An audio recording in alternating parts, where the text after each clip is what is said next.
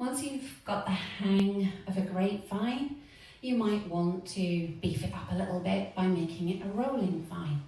So instead of doing a grapevine to the right, and we'll finish with a touch, in this case, side, behind, side, touch. To make it a little bit more exciting, we can make it a rolling vine. So instead of stepping the right to the side, you make a quarter turn onto the right.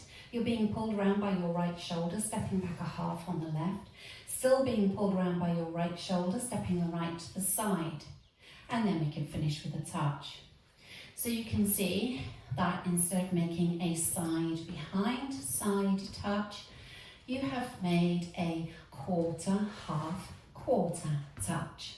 So we were rolling.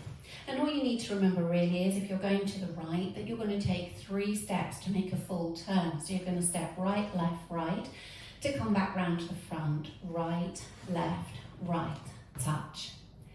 If you wanted to roll to the left, you do the same thing, but the other way.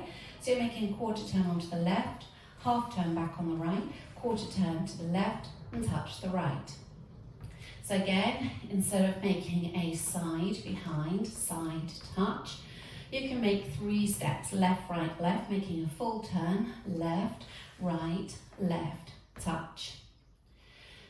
So we could try making a rolling vine to the right and then a rolling vine to the left. Ready, and quarter, half, quarter, touch, quarter, half, quarter, touch. So that's your rolling vines.